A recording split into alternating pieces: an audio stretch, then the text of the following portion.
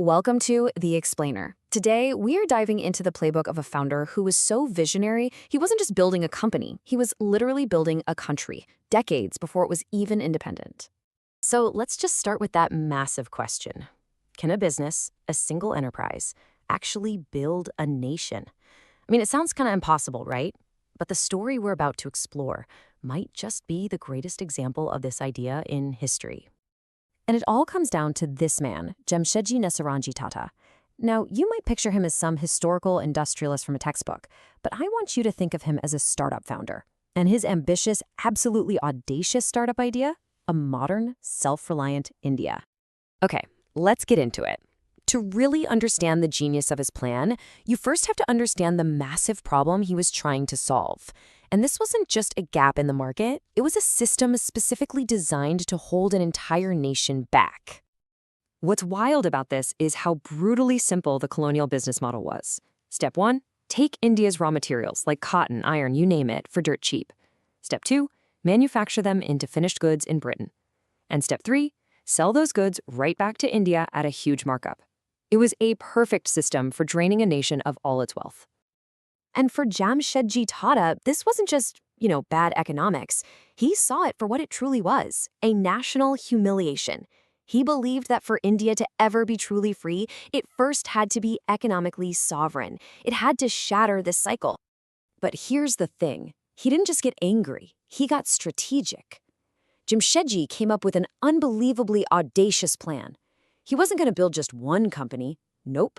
He was going to build the 3 foundational pillars that any modern nation needs to stand on its own 2 feet. His very first pillar was the literal backbone of a modern economy, a steel spine. He knew that the nation that builds its own steel for its railways, its factories, for its own defense, that's the nation that controls its own destiny. And let me tell you, this was a monumental challenge. So-called experts in Britain laughed at the idea, claiming India just didn't have the resources. So Jamshedji sent his own people on a grueling, multi-year search deep into the jungle. And guess what? They found everything they needed. He didn't just build a factory, he built an entire city, Jamshedpur, complete with worker welfare that was unheard of at the time. This wasn't just a business, it was a declaration of industrial independence. So with the nation's spine taking shape, he moved on to the second pillar, power. But not just any power. We're talking about clean, reliable energy to fuel India's future. He looked at the coal-powered mills that were just choking cities like Bombay with smoke and saw a huge problem. But where others saw smog, he saw an amazing solution up in the nearby mountains, the powerful monsoon rains. His vision was to harness all that water to create clean, hydroelectric power for the city. This was a bet on a sustainable, green future, decades before that was even a buzzword. So he had this steel spine and the power grid. But this third pillar? This was maybe his most profound move of all. It was an investment not in machines or infrastructure, but in minds, in the human brain. Jamshedji believed India's greatest resource wasn't its iron ore or its rivers, but its people. He knew that factories are useless without brilliant minds to run them and innovate. So he pledged a massive part of his own personal fortune to create a world-class university for science and technology, the Indian Institute of Science.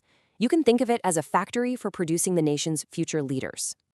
Okay, so he built steel, power, and brain power. An incredible legacy, right? But wait, here's the catch. What he did next with the ownership of his empire is what truly separates him from every single tycoon in history.